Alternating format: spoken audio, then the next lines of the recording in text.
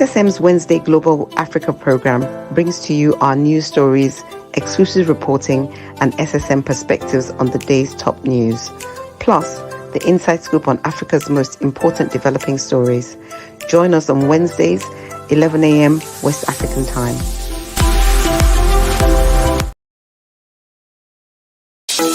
In a world where news flies around every minute, you need the ability to relate and connect with what matters and stay up to date. Schengen Story Media News Echoes program is Africans in Diaspora and at Home's leading English news network, one of the most trusted, respected sources for news updates on current affairs as they affect global Africa.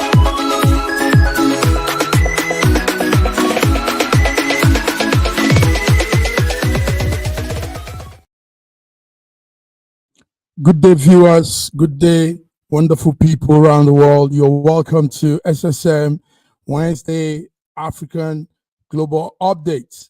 Yes, my name is Mark Godwin Iweajunwa, and you are welcome today, the 9th of October 2024. As usual, we have our coordinators, our major correspondents all around. In Lagos, Nigeria is Olayinka Raji. Raji, you're welcome to today's edition of News Echoes. Raji, can you hear me? Good morning, Mark. Good morning. Good morning. I can hear you clearly. Yes. Good. Go ahead. Good morning, Mark. Good morning, viewers around the world. Welcome to our Wednesday program. Welcome, I'm glad Raji. to be here again today. Yes, it's nice to see you on the other end. So how is it in Lagos this morning? How is Nigeria faring? So many news coming out of there.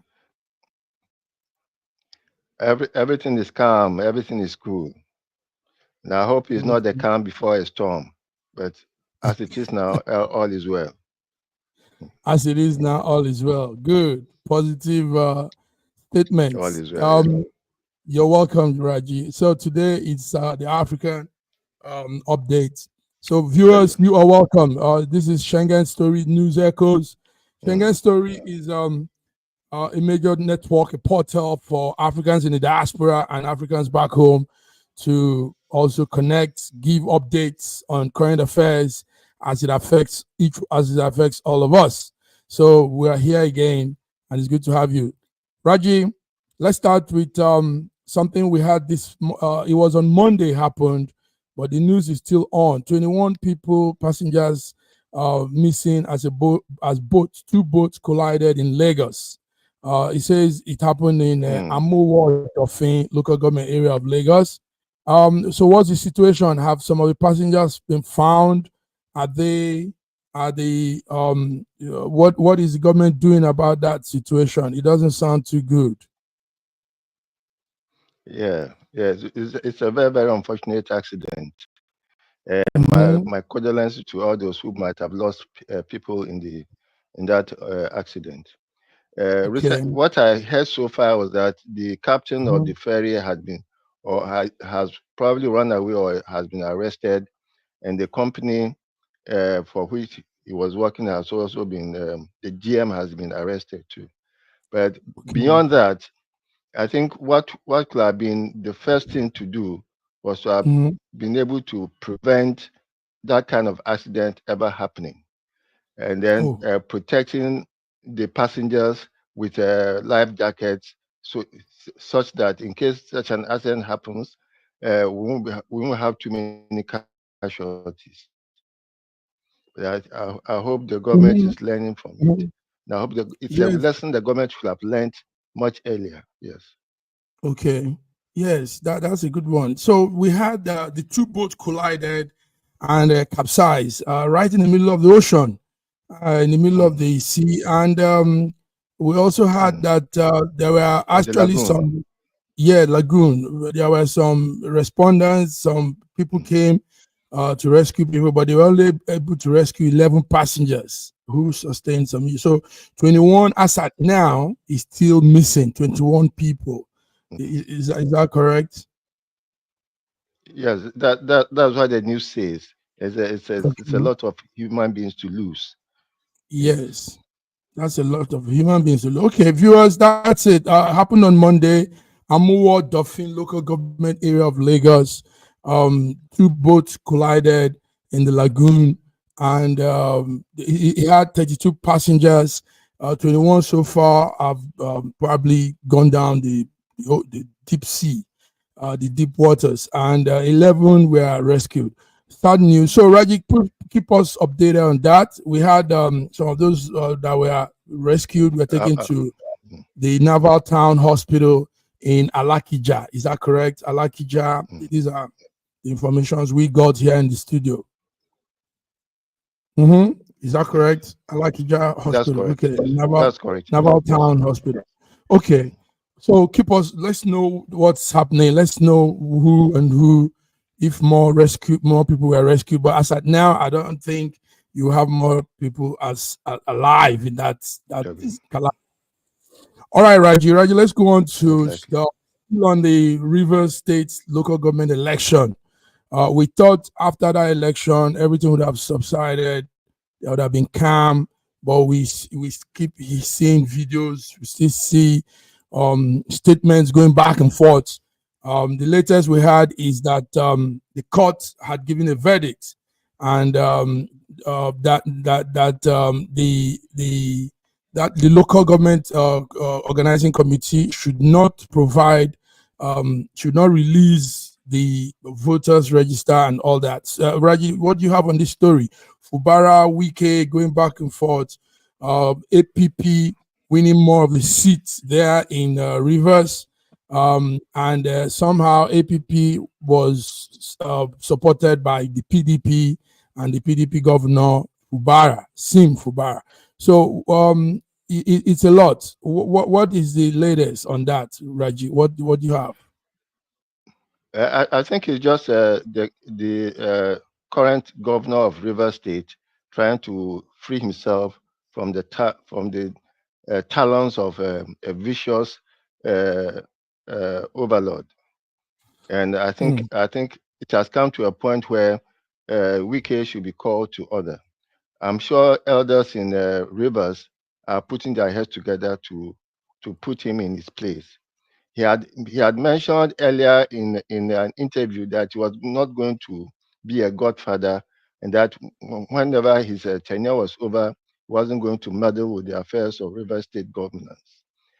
However, all that he has been saying, all that he has been doing up to now, has been a lot of meddlesomeness in the affairs of the Rivers State government and trying to still control affairs in the Rivers State.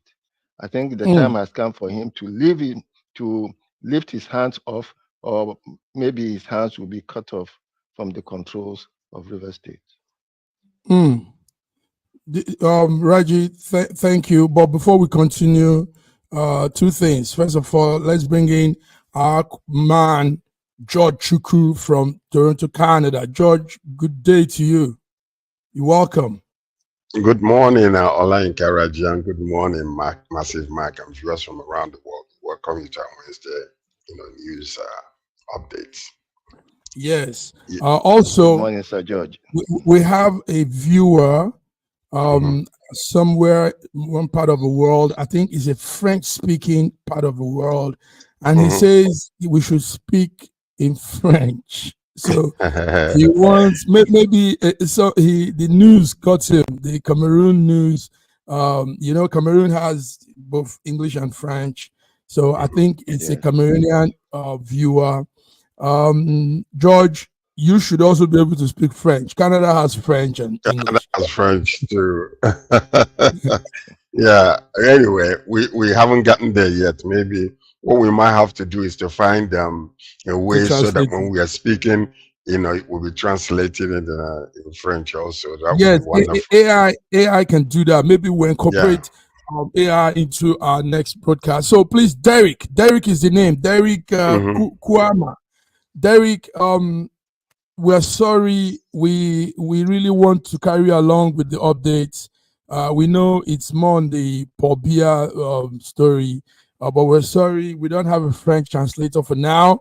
So what we'll do, Derek, if you can hear the little I'm saying, we're going to translate this afterwards. I think we can do that after this broadcast. I'm going to put a French voice to all we have done. Yes, that can be done. So you can come back in a couple of hours today and hear us speak it, saying French. Okay. So yes, Raji, we were saying something. Middling into politics, and you said something very good. You said the man has a video.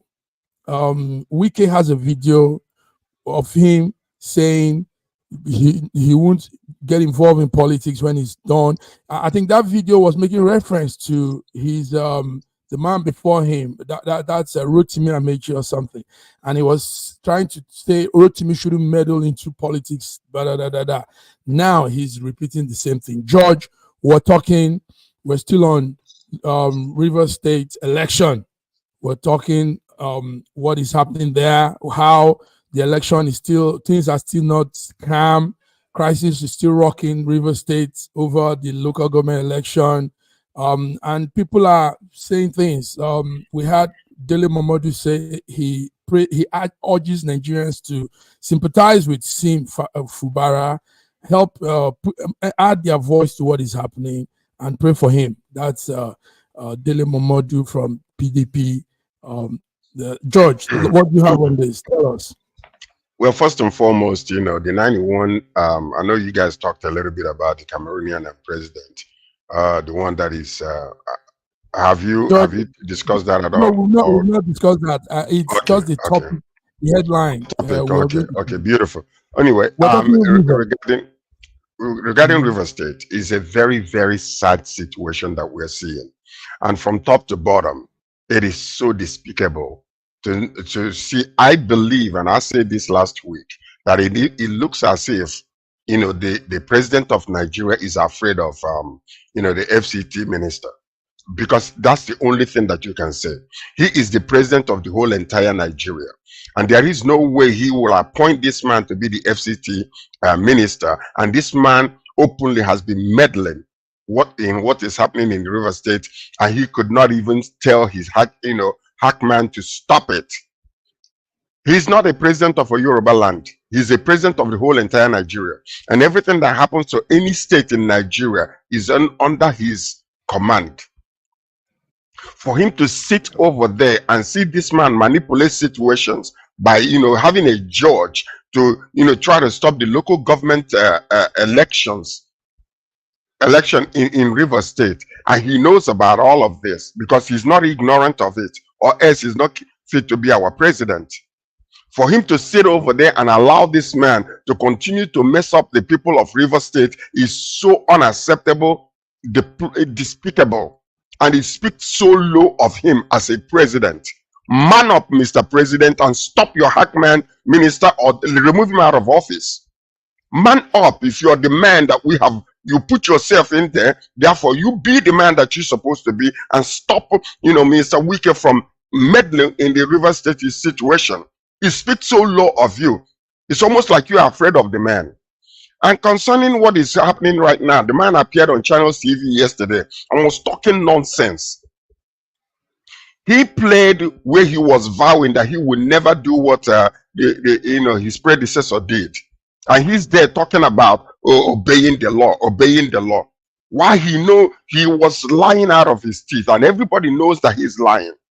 This is something that I don't even understand. That Nigeria will be there, everybody with their eyes wide open, seeing what is happening. He comes over there and lie. And Mr. President, when he was talking about River State, was mentioning Fubara's name and never mentioned Wike's name. What is going on in Nigeria? Is Wike the president of Nigeria? Is Tinubu afraid of Wike? Please, I want to know. Somebody need to answer that question. Because if Tinubu is the president of Nigeria and executive president of Nigeria, he ought to tell this man, stop it or I will remove you from office. When I'm reshuffling this government, you'll be one of the people to go. What is really happening? It's so, we are here seeing this man, Fubara, begging, almost begging for peace. You really go ahead. Okay, So, go so ahead. I think there's some confusion with my Sir George about the power of the president. The question you asked him was about River State. I don't think you should drag in Tinubu into this matter. Now, What are you talking about? Tinubu cannot order anybody to do anything because you are giving Tinubu too much powers. Be careful the Listen powers to you me. give to Listen him. to me. Listen. You listen to me. Be River careful State. the powers you give to Okay. Tinubu. Can I say something? So Can I that ask you a he question? doesn't become a dictator. Stop. Let me Tinubu finish has no asking you a power question. to tell anybody not Ask to you do a whatever it question. is. Now, Can I ask you a question? let Does Tinubu have the power go. to remove Minister Wike from office? Okay. Yes, he Gentlemen, has to go through the gentlemen, process. let's carry our huge viewers, huge number here. Let's carry them along quietly so that they understand what we're saying here this morning. First of all, viewers, let me put some streamline what we are following. Then we can now add our opinions.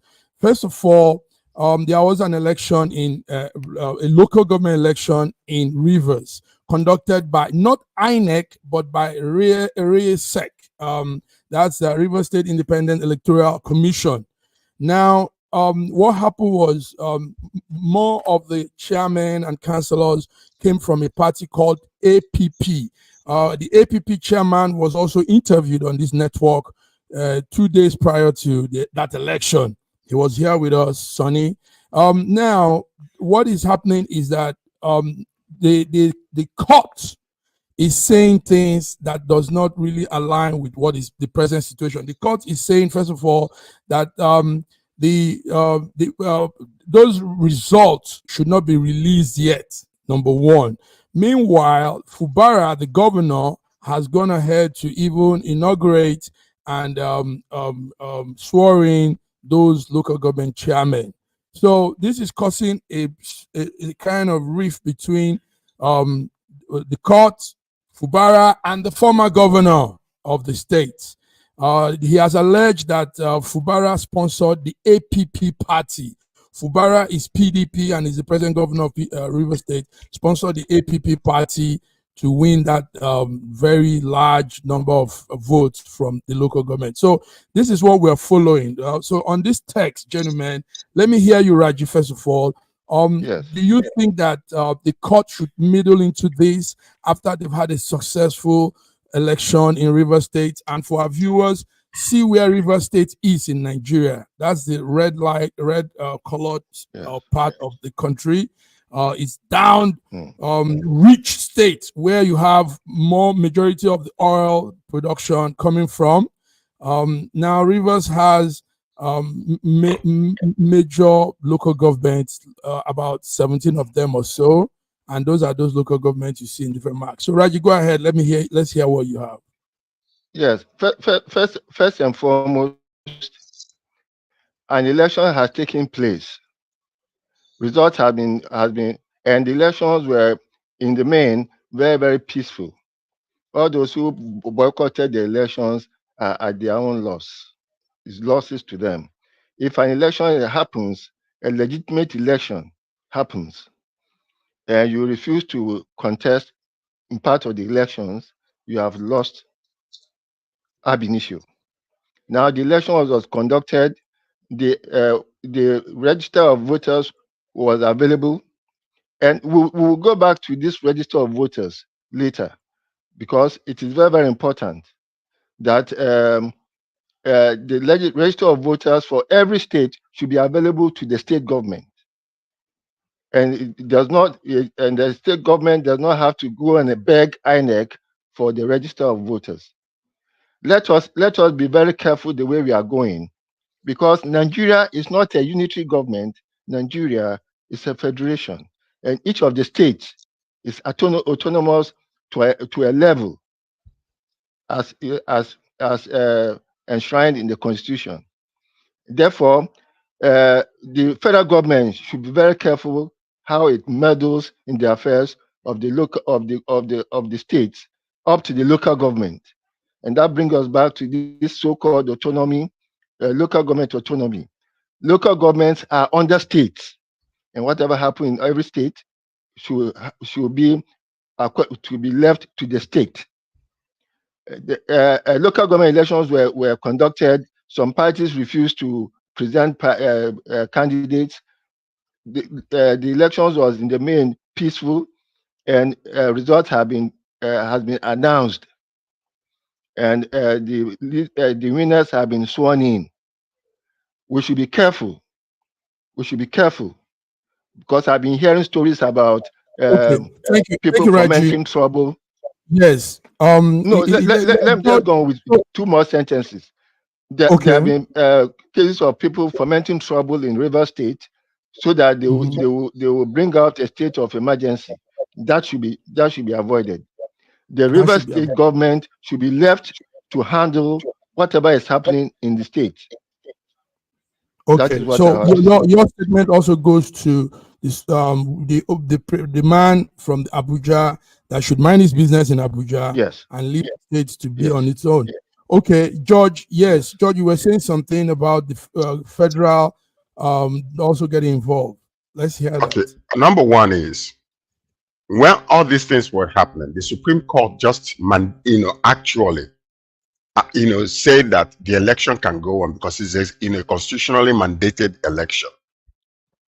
And the fact that they formed a new party because there was chaos between the 2 major parties that are existent, APP and PDP, they formed a new party there. As much as right now it's an allegation, it's an alleged that Fubara is part of that party. He's not come out to say so, and we cannot say that he is. Number 2, election went the way it's supposed to. Before the election, somebody tried to manipulate the whole election by stopping the police and all the forces, all the security forces from participating in that election. That's number 2. Shenanigans. Another quack, whatever, lower court went and started saying that the election should not hold.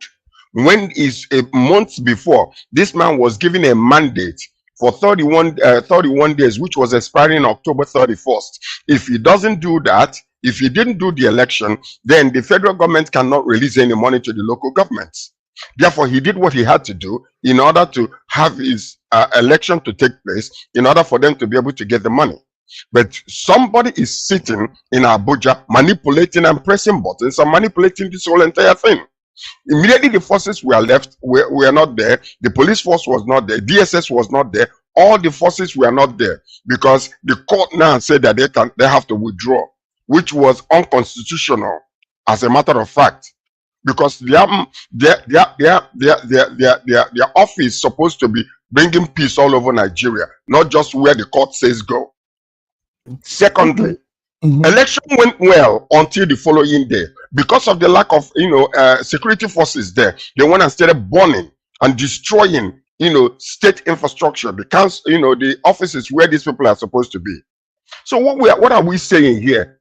What are we saying? Okay, so Tinubu now is no longer the president of Rivers State. Is that right? Therefore, people can go under him and do whatever they want to do, and he'll be sitting there and smiling. Is that right? Don't bring Tinubu into this. It is a state affair. What do you mean? He is the president of Nigeria, for goodness sake. He's not an autocratic president. We are in a federation. Don't give Tinubu power that he doesn't deserve. So let me ask you a question. No, that's what he does. Hold tight. When the minister of FCT threatened the whole entire states, he has the right to do so under the president, and he didn't say nothing. Okay. Somehow, George, I think Sir George has a beef with Tinubu. We should not bring it into this discussion. It's not about beef. Okay, gentlemen, George, Raji is being logical. This case, actually, we shouldn't drag the presidency. We're making reference to him, brings him into this thing, and doesn't concern him in any way. So that's what Raji is trying to say. Funny enough too. Okay. Can I ask you a question, Mike Godwin? Okay, Yes. go ahead. Do you think that since this man become the FCT minister, is there anything he's done directly or indirectly that is stepping on the toes of the president by threatening other governors of the state and swearing that nobody can do anything to him? Is that the way it's supposed? One man? No, it is. It shouldn't be at all. That's why it's good to draw the line. What Raji is trying to say, that's why it's good to draw that line and make them know that what they are doing, if they are doing any of this, what they are doing is creating anarchy in their own governance, in their own government. Yes. But they shouldn't. So that's that line we are trying to draw here now. But it's because it's abnormal that they are doing that, but they shouldn't. That's right. That's why. Yes. And I really hope that what is happening in River State will be a test case for the presidency to ensure that it does not overbearing interfere in state matters, and that by one way or the other, Wike's hands will be cut off. Okay. Let's wait. Hopefully, let's wait. Yes. Let's wait. George, we're with you. George, we're with you. If you understand what we're saying, we're in line with you, and we're trying to state the fact that it's abnormal. And this thing that I just said. I said it last week. I said it last week, right? This week also, listening to the news, I have had more than 3 or 4 stations ask the same question that I'm asking. Okay. Listen to me. Ask yourself one question. If this was under Obasanjo, do you think this will be happening? No, question. Obasanjo was autocratic.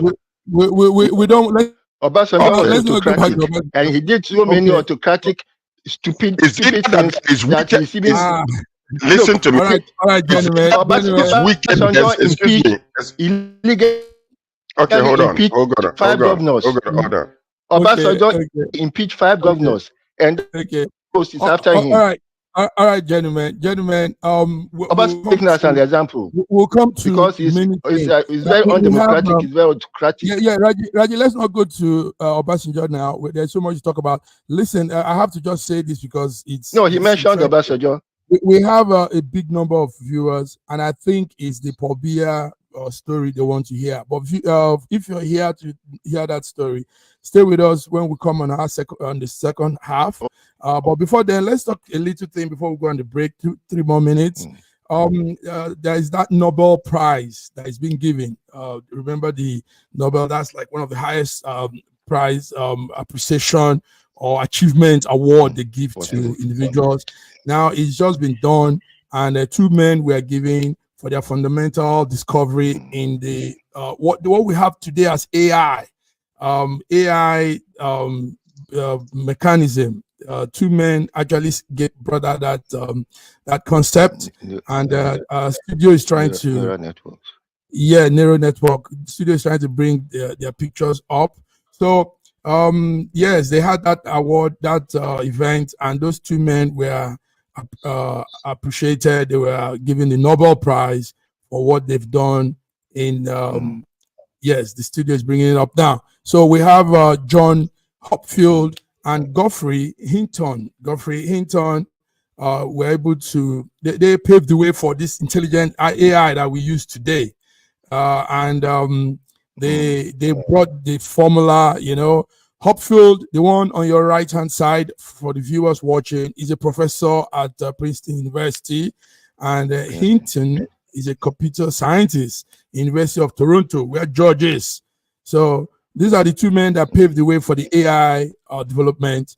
Their work, they say, was fundamental in laying cornerstone of what we experience today as artificial intelligence. So we want to congratulate them.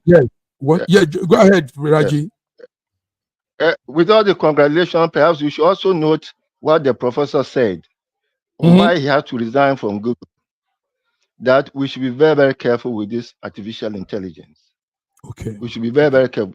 The man has the fundamentals. He knows the fundamentals, and he's afraid of the power that could be handed over to AI if human beings ceded that control to AI. We are in But very serious trouble. why do men invent things, initiate invention, and later say, hey, this thing, no, I remember the man that invented AK-47, that was what he said, that this will go a long way in destroying human being. Now, they've done this, and he's telling us we should be careful. It's the same with the people, it's the same people who built the first atomic bomb. Almost all of them were very, very sorry for what they did. Almost all of them. This is why man is still man, is not God. George, what will you say? One of them is from your place. Yes, John Hopfield, a professor emeritus at Princeton University. You know, the thing is this. You know, what they did was they tried to, you know, use AI to grab information, retain information, and multiply information the way our brains do. And this is exactly what they did with that. But the fear is that people can go beyond where it's supposed to be. And then it will now take over. Because if the information they're grabbing, you know, our minds are limited to the information we receive.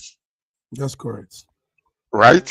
So now, but this, they are feeding information from all over. And then when they grab all of information from all over, at the press of a button, you ask a question. Now they will give you information from 2020. They give you information 1820, and then begin to bring all these things, accumulate them together. So the fear is that man now will be less, the AI will be more intelligent than man, and eventually will take over. Now listen to this though. Listen to this. We believe, and this is something scientifically, you know, proven. We believe that it will come a time when so many things will be happening. Number one, right now, you know, I go to restaurants, and you know, the people that are bringing me my food is AI generated stuff. They'll bring me my food. When I take my, if I want to take the wrong one, they say no, that's not yours. And then you take your right one, and they will say thank you, and they will move on to the next person. That's it. So now, watch. But where we are going, the fear they're talking about will eventually come, and that fear will come. What you call the millennial reign is where these things will be accumulated all together, and it's going to be incredible. But it's not something we can talk about here. Thank you. We'll be talking more on such issues. Viewers, hang on. We'll come back. We're talking Cameroon president. We're giving other news updates. So we see you on the other side. Thank you.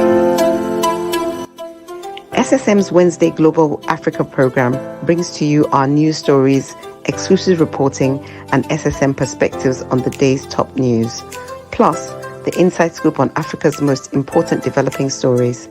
Join us on Wednesdays, 11 a.m. West African time.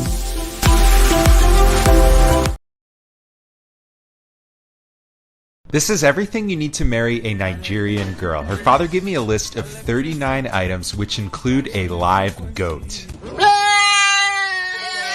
The first place I went was the bulk food market to gather the yam, palm oil, baskets of fruit, and dried fish known as eja osun. And it's not just one yam or liter of palm oil. I am buying large quantities. It was pouring rain and I rented boots to make it through the mud, but it is worth it to marry my beautiful bride. In Nigeria, they practice dowry for marriage, paid to the family. In the Yoruba culture, each item is symbolic and not really a payment to the family, but rather proving your worth to marry her. And prove it I did by next heading to the goat market, where I spoke with a house of men to find the meatiest goat. This is the one I picked, and surprisingly, the goat at only $40 is one of the cheapest items on the list. This can't be done in one day, so after the rain cleared, I went to Mushin Main Market to find the kola nut, both bitter and regular, the alligator pepper, the adun, which specifically said I needed to buy plenty, and bottle of raw honey, which symbolizes that our marriage will be sweet. Next, I had to gather biscuits, bulk packs of different drinks, wine, and semen schnapps, as well as a suitcase full of new clothes for my fiancé to prove I can provide for her in the marriage. And lastly, the marriage Bible, as God will always come first. It is possible to pay someone to buy these items, but for me, I wanted the experience myself. Finally, we brought all these items to the family home for the wedding day. It is not easy to marry a Yoruba girl, but my bride is strong, smart, loving, beautiful, and completely worth it.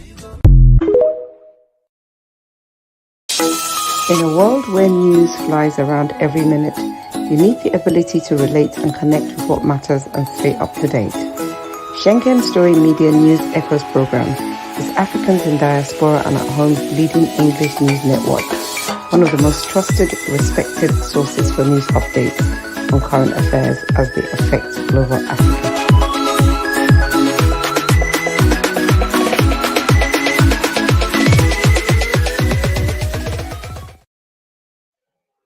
Yes, George, Raji, viewers, you're back. Welcome back to our second part of the Wednesday African Update, Africa Update. So we don't just put our focus in Nigeria, it's Africa. We are Africans, wonderful continent, beautiful people, but we need to do more to better our continent. George, Raji, there's something brewing. The news is saying a lot different thing. On ground situation is totally different also. But let me start with Raji. Raji, what do you think is happening to Cameroon and its 91-year-old president, Paul Biya? Paul Biya has been president for about 43 years now. 2 years. Yes, 43. And he's our second longest serving leader in Africa after the Equatorial Guinea president. Now, for some time now, he's not been seen. Nobody knows his whereabouts, and no press release, nothing. In fact, we have a viewer here with us, James Felix. I told you guys we have so many French people, Cameroonians around with us, so the number of our viewers today is huge. James Felix says the atmosphere in Yaoundé, with military all over the place in the city, says it all. Dictator Paul Biya is no more. Raji, is that true? You think he's gone with what we have been hearing since Monday? Without sounding so morbid, I wish it is true, and it's about time. The Cameroonians require to reset their lives and to live as rational human beings. I'm particularly happy. I'll be particularly happy if it happens, and that if that gives the southern Cameroonian people, the English-speaking part of Cameroon, what they have been fighting for, a separation from the northern, from the French-speaking Cameroonians. They have been under a lot of pressure. They have been under a lot of oppression. But it's high time. It's high time. Look, the man has been there for 42, 43 years. Most Cameroonians don't even know how life has been, how life was before him. They know all that, and all that they know is the nonsense that has been happening for 42 years of their lives.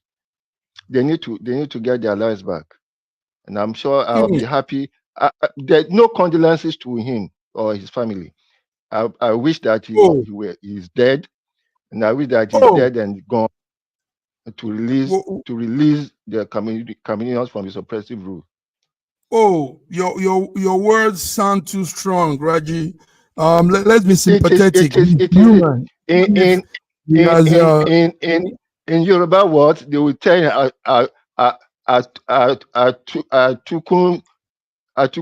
that he might die a million times. What the hell? Is he the owner of the country? He's human.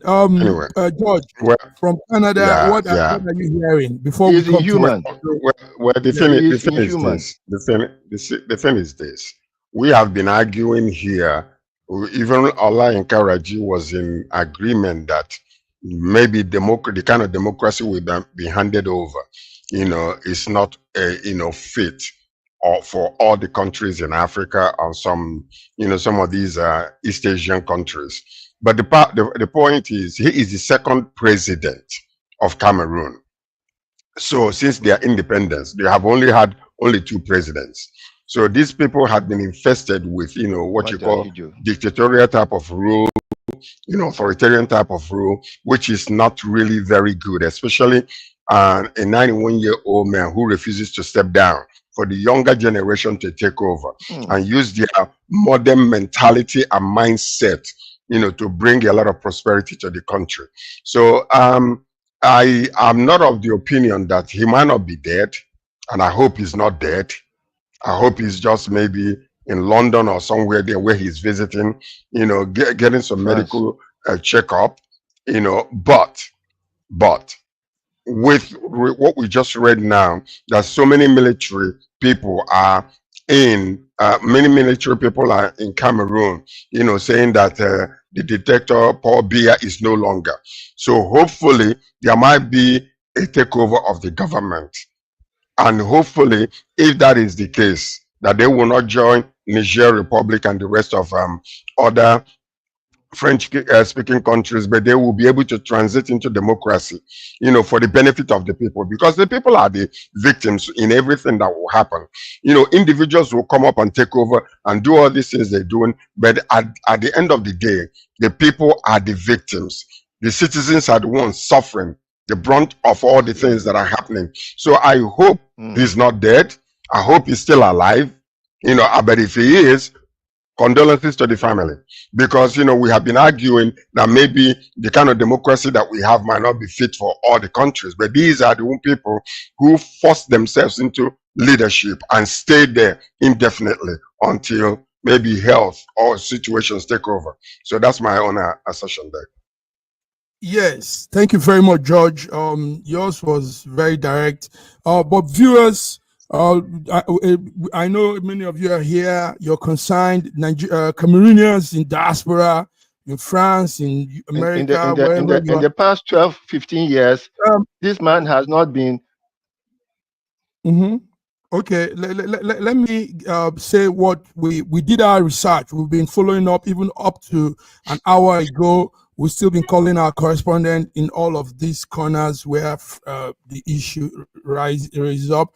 What we have is that the Cameroon government, the president is in good health. So every media home is reporting this. They say it's in good health, contrary to information circulating on social media and some other media. Paul Biya has not been seen, though. He has not been seen for a long time since he visited China. I think it's China. He visited a month ago. He has not been seen, but he is in good health. That's what we got. He came as a cable to SSM studio that Paul Biya, Cameroonian president, is in good health. So I think every rumor, everything should lay hold, and let's follow what has come officially. Even if he's passed on, even if he has passed on, we still follow the official statement so that we don't look like we're giving false news or we're giving unverified news. So Paul Biya, what we got from our studio direct from the government house in Cameroon is that he is in good health, contrary to everything that is being said on social media. So yes, go ahead, Raji. Now we can come up with our various opinions. Raji, what were you going to say? Has Paul Biya ever been in good health? He can't even stand on his own. He can't put on his trousers by himself. He can't stand on his own 2 feet. He's 91 years old, for God's sake. He has not been seen in public in the last 10 years in Cameroon. He has been living in Paris. What the hell? Is he the owner of the country? And there have been so many atrocities committed in his name. So many atrocities. The people of Southern Cameroon are suffering because they are the English-speaking part of Cameroon. They could have been part of Nigeria if they hadn't been oppressed out of Nigeria too by domination by the Eastern region people. And they are seeking for their freedom. Anyway. The point is, yes. Go ahead. Go ahead. Let's welcome Biya. Yes, before you go ahead, let's bring in our diva from Lagos, Nigeria. Gentlemen, let me tell you the fact. The fact is our number today is on the high side. So I want us to look more into this Cameroon issue because I think our viewers are more Cameroonians that are concerned about their country, the state of their president, and what is happening. But I repeat, for those of you viewers, Cameroonians, Your president is in good health. This is coming direct from the cable we get here in Milan, Italy, Europe. So, but let's continue with bringing in our diva, BD Nana from Lagos, Nigeria. BD, did you shake hands with Paul Biya this morning? Good morning, everyone. Our viewers around the world, good morning. You're welcome. Okay. BD, good morning. Good morning, BD. BD, can you move your microphone? I want to see your beautiful face because there is a smile on my face. I've been looking at Olayi Karaji for the longest. So now that you're here, I can smile very well. Can you just imagine? my Olayi Karaji is more pretty than you. Let's go back to the Cameroonian issue. Yes, listen to this, Raji. Yes, Paul Biya has been frail, been not in too good health for a long period of time, and he's also not been in the public for some time too. He's been traveling around. The last time we saw him was in the China African Summit in Beijing. That was about a month ago, and also. We expected to see him at the United Nations Assembly, the French summit of it. General Assembly, the Francophone summit part of it, but we didn't. So that's why probably all of these talk is flying. But I mean, let's go with the official cable from the State House that he's in good health, contrary to what the social media is saying. So yes, BD, tell us what's happening. Did you somewhere see Paul Biya walking down your street? Come again, I didn't get the question. No. It's just anyway. We're talking about Paul Biya. Our viewers today are more of the Cameroonians in the diaspora, and they are here to know what is happening to their leader, their president, 91-year-old Paul Biya. So what do you have? What's your update on that? The man is healthy. The man is not dead. He's healthy. The Cameroonian president, the 91-year-old Cameroonian president. I don't know where they get that rumor from, or maybe probably they've been wishing him dead. That's actually what I make out of it. You know, probably they've wanted him to vacate that office. But it doesn't look like the man is ready to leave the office in any time near. So they've now turned to wish that he is dead. So that maybe they felt that his death will be the end of his reign in Cameroon. The man is healthy. He's not dead. He's alive. So Cameroonian, I wish you people all the best. Well, the man may be alive, but I don't think he's healthy. For us. Since we have not seen him in the past month, and this is very unusual, and it's very unusual for him to miss this important, world gatherings, the Francophone gathering and then United Nations General Assembly, so there could be issues where he is. We don't know. We are not wishing him dead, but we cannot say whether he's alive or not. So, what we are saying is, from the government of Cameroon, he is healthy, he is alive, nothing is wrong, and that's what we have to go by until any other news comes along. But I'm hoping that he's alive. But I'm also hoping that the military have taken over in order to bring a transitional government into democracy later, because this is too much, as far as I'm concerned. The man is old. He needs to go and rest. Gentlemen, viewers, our Cameroonian viewers, our followers, listen, we don't do things with emotion. We don't say things out of our own how we feel, or because we want to be sensationalizing things. It's not about sensation. It's not about social media. It's about how it is. So what we said earlier, direct. I made a call this morning to Cameroon, and the message is the Cameroonian president is alive, he's healthy, and he's okay. So some of our viewers are saying that the madam, that's BD, that she's not speaking with evidence, but she said it as it is. That's the information we have here in our studio. So if it is contrary, then it's not our fault. But what we got from the government house is that he is alive and he's healthy.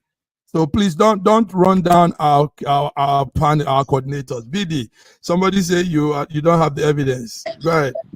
There's a statement from the Cameroonian government, and they say that their president is healthy, he's alive, there's nothing wrong with him. Now, the speculation is coming out because they've not seen him in the public for some time. So people now start assuming that probably he is dead. The statement came out yesterday from the Cameroonian government, and they said that Paul Biya is healthy and alive. There's nothing wrong with him because after attending the China African Forum in Beijing in early September, he has not been in the public face. So I think that was actually what made up this speculation and rumor. But he is alive. There is nothing to speculate. He's alive. He's coming from the presidency, Cameroonian president. It's a statement they made yesterday. We can only say, excuse me, we can only say the statement reads that he's alive. We cannot say he's alive. We cannot. No, you cannot say that. No, excuse me. No, you have to put, if you say, if you have seen him alive, then you can say he's alive. Yes. Unless you see him, you cannot say that. Just say that the statement we received, excuse me, the statement we received is that he is alive. So we are reporting that the statement says he's alive. You cannot say that. Yes. Unless that's better said. As a journalist, you don't, like I just said earlier, we don't censor. You don't do things out of your own impulse and how you feel or what you think. You do with facts. So the statement sent to the network says he's alive, but we cannot say he's alive. We've not seen him. We don't know anything about his whereabouts. But the statement sent out officially to this network is that he's alive. So that's just what it is. So let's not. In this situation, our opinion doesn't count. The government said he's alive, and he's alive. That's what we're saying.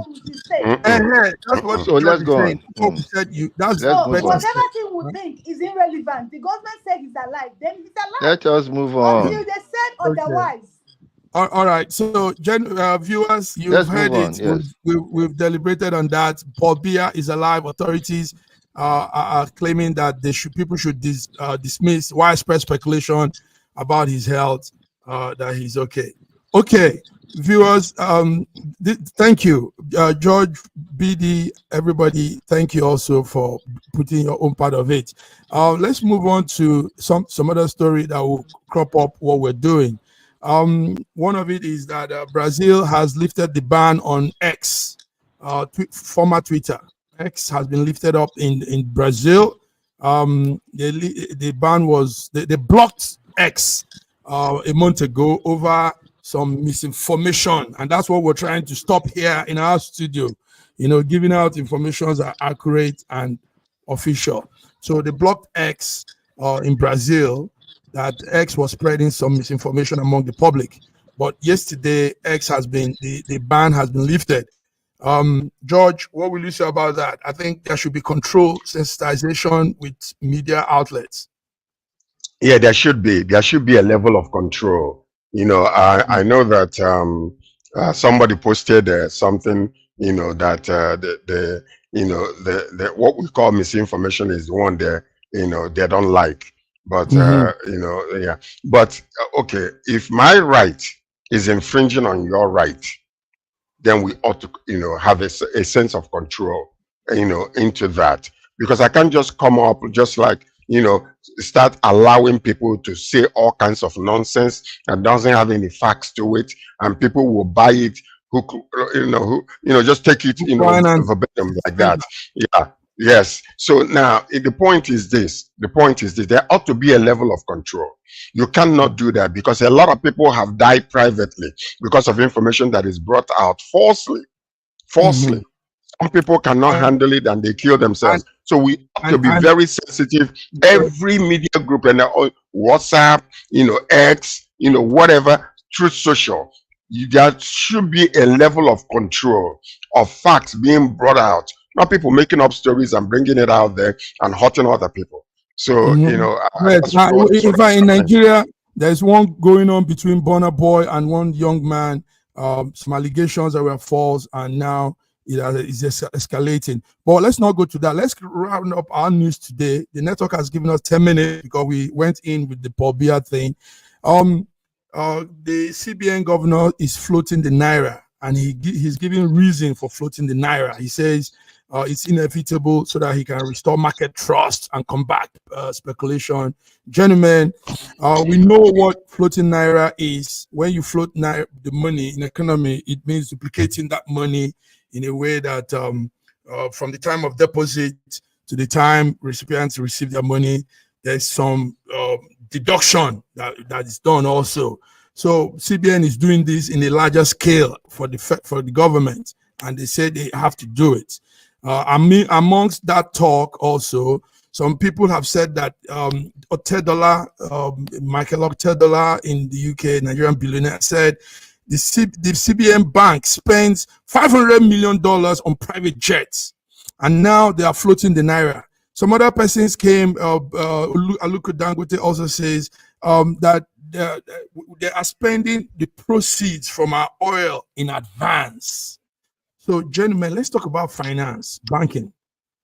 Is CBN taking the right step, floating the naira? Well, okay. Let me just start from here. You see, what we have seen with the government is from the inception of this government, they have taken action without actually studying the situation to know whether it is fit for our nation and where we are right at this moment. So immediately the government took over at the inauguration. Subsidy is gone. There was no study done. Nothing was done to look into the situation, to know where we are and how to implement a necessary system to know the effects on the people. Because you can do a good thing, if you do it at the wrong time, it becomes wrong. And that's what we have seen. And all in the name of trying to fix the economy. Okay. You know, Cardoso came out and wanted to flood the naira.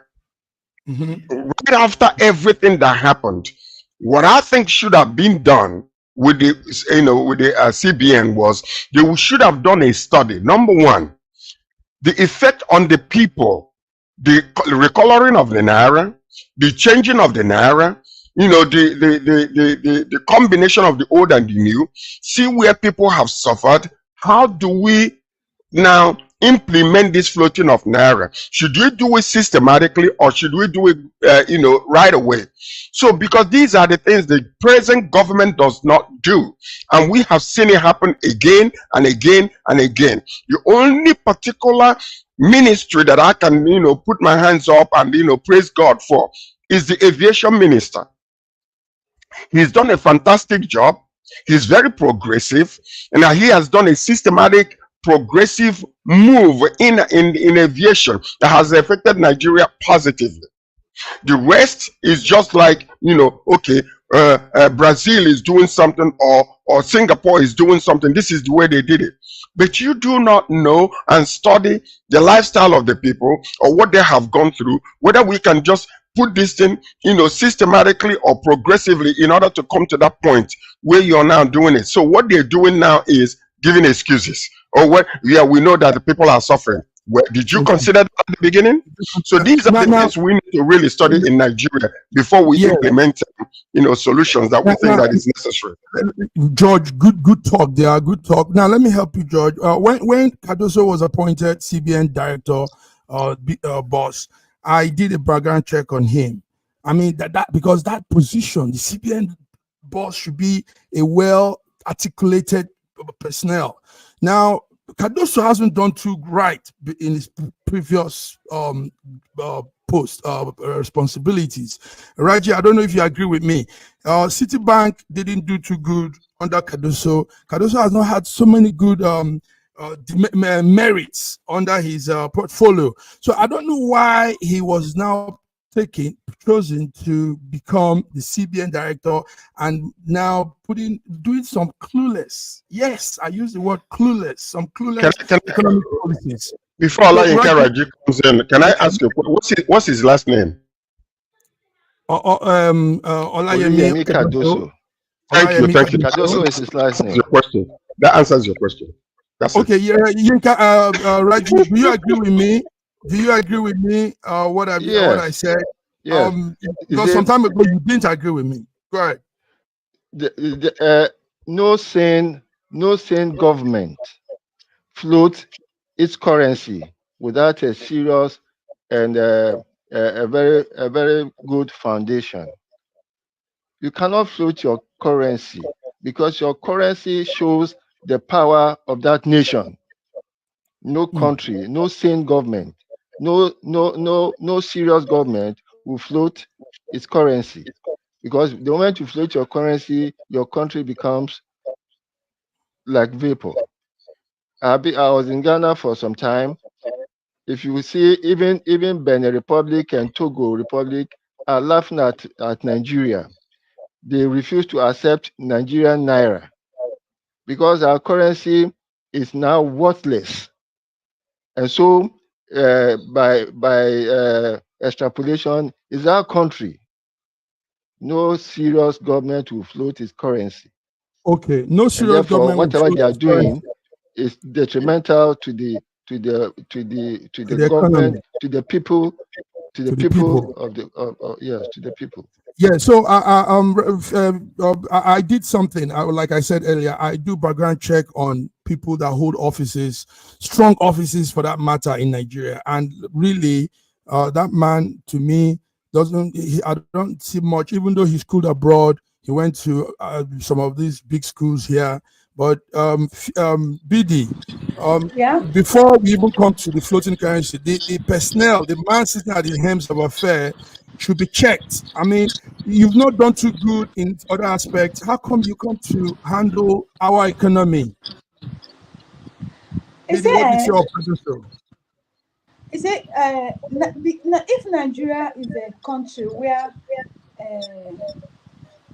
industries, where we have system, where we have a working system, Cardoso wouldn't have done what he just did. And he came out to tell Nigeria that he took a bold step. He took a bold step to float Nigerian government. And his reason, he said he wants to bring exchange rates close to the reality of on ground. Now, looking at what he has done over the months that he has assumed office as CBN governor, what has he done? He has messed up Nigerian economy. He has messed up Nigerian currency. Because I don't think there's any right-thinking country will find Nigeria in the state at which we were when Buhari left office, will agree that the only way they can get a way out of already problem they are into is to float their naira. But what did they do? They did it. They floated naira. And you remember when they did this thing, initially they were lying. They said no, they did not float this naira. If you are aware, they lied when they floated this naira initially. Now he has come out to tell us they floated this naira. It shows you that what these people are doing is just trial and error. That's it. Even when he decided to float this naira, he did not even know what it's going to become. They floated the naira and they mess up all the systems. And that is what Nigerians are suffering now. That is what Nigerians... Can I add something to what Billy is saying? He said he took a bold step. I hope he would secondly took another bold step backwards to refuse what he has messed up. You see, one of the major problems we have with CBN is it's not an independent institution. The presidents have actually, gotten so involved in the CBN, and part of the reason is because the president usually they have acquired this system where the president is also the oil minister, and that is how they control everything that is really going on. But it's not supposed to be. CBN is supposed to be an independent institution, not any influence from the government, so that make decision that will affect the economy efficiently and effectively without any interruption from the from the office of the presidency.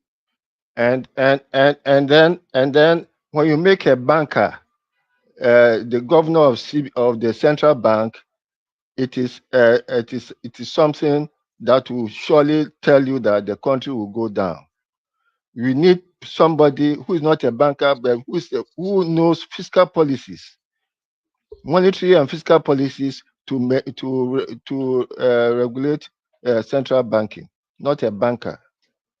Wow, good one, Raji. That sounds real intelligent. On top of this, gentlemen, in August, 2 months ago, somebody blew a whistle, and he has that power too. That's the Mike Otedola. He said the bank, that the CBN is spending so much money on private jets and all that, servicing those private jets and da. So he was putting out some information we probably didn't even know. Now, yesterday also, Dangote opened up a lead and said, so far, our oil proceeds have been eaten in advance. And all of this is coming also from the wrong decisions CBN is making. Wrong decisions Olayemi Kadoso is making. Gentlemen, this sounds real good. I'm happy you all agree with us. We're on one voice on this. So let's anybody want to this? You see, I've been crying out on this place where they have mortgaged our country. Most of these things that you see, the backdoor type of drilling oil, is to take care of some of these things that they have been doing. They borrow ahead of time, and they have mortgaged the future generations, selling oil in advance and spending that money, and then also using the backdoor type of drilling to pay some of the money that they have borrowed. These are the things that we are seeing. Everybody is there. We don't want to say anything. Nobody's crying out. We cry out and then we close our doors and mourn inside the houses.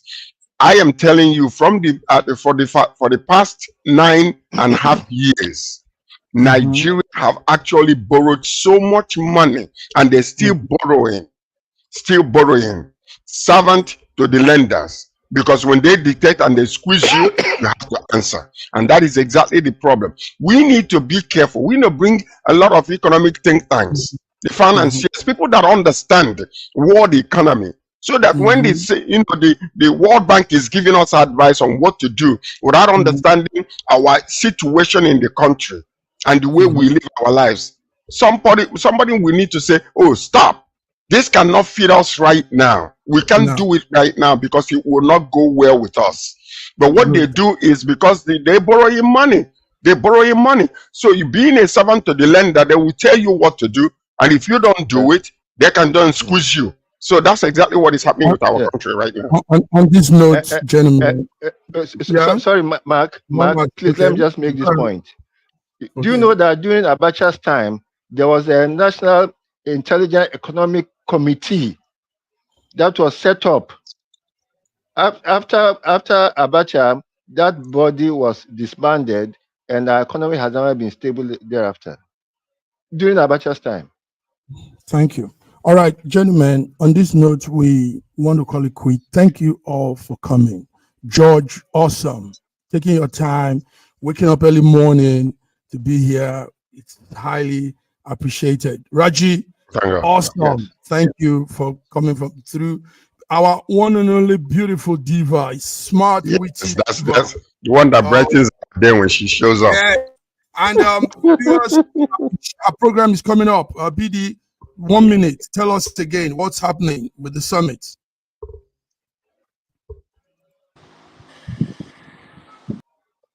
Go ahead. Oh dear. Okay. I have to. Yes. All right, guys. Till we come again. Bye-bye. All right. SSM's Wednesday Global Africa program brings to you our news stories, exclusive reporting, and SSM perspectives on the day's top news. Plus, the inside scoop on Africa's most important developing stories. Join us on Wednesdays, 11 a.m. West African time.